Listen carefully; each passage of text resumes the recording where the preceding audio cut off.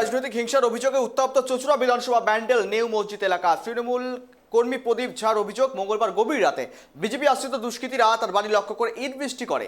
তার স্করপিও গাড়ির কাঁচ ভেঙে দেয়। সিসিটিভি ফুটেজে দেখা যাচ্ছে দুই যুবক এলাকায় ঘোরাঘুরি করার পর হামলা চালিয়ে পালিয়ে যাচ্ছে। প্রদীপের দাবি, অভিযুক্তরা বিজেপি কর্মী এবং তারা স্থানীয় বিজেপি প্রার্থী সুবীর নাগের ঘনিষ্ঠ। যদিও বিজেপি এই অভিযোগ অস্বীকার করেছে। খবর পেয়ে পুলিশকে সিসিটিভি ফুটেজ খতিয়ে দেখে ঘটনা তদন্ত শুরু করেছে।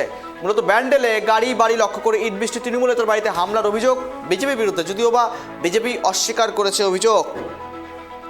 সঙ্গে রয়েছে অমল প্রতিনিধি। অমল, গাড়ি বাড়ি লক্ষ্য করে ইট বৃষ্টি, এখনো পর্যন্ত অসিত মজুমদার প্রার্থী না এবং ব্যান্ডেলে বিস্ফোরক তৃণমূল কর্মী এবং সেখান থেকে ভোটের মুখে তৃণমূল কর্মী বাড়িতে হামলা।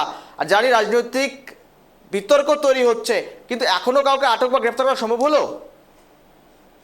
দেখো গৌরব, তোমাকে জানিয়ে রাখবো, ব্যান্ডেলে শুধু নয়, হুগলি জুড়ে যত ভোটের দামামা বাজার সাথে সাথেই কিন্তু হুগলি জুড়ে এইরকম বিজেপি তৃণমূল সংঘর্ষ চলেই আসছে।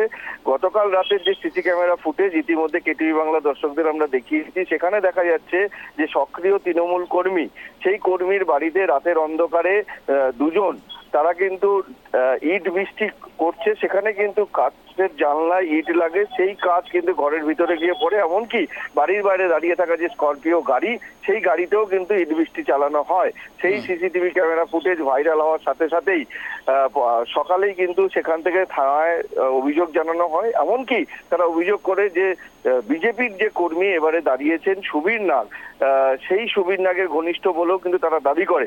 অপরদিকে যে সুবীর নাগ, তিনি জানিয়েছেন যে আমি চুঁচুড়োর প্রাণকেন্দ্রে বসবাস করি, এখানকার ভূমিপুত্র, মানুষ আমাকে চেনে জানে, আমি বেরোলেই মানুষ এসে আমার সাথে ছবি তুলছে, সেলফি তুলছে। কে বা কারা আমার সাথে ছবি তুলছে, তারা যে বিজেপি কর্মী এটা কিছুই নয়, এটা পাড়াগত একটা সমস্যা, সেটাকে রাজনৈতিক রং চাপানো হচ্ছে, আর কিছুই নয়। কিন্তু এখনো পর্যন্ত পুলিশ সূত্রে জানা গেছে যে সিসিটিভি ফুটেজ নিয়ে যারা এই অভিযুক্ত তাদেরকে গ্রেপ্তার করার আশ্বাস দিয়েছে, কিন্তু এখনো পর্যন্ত কোনো আটক কিংবা গ্রেপ্তার হয়নি। গৌরব, নজর রাখো। ধন্যবাদ সঙ্গে থাকার জন্য।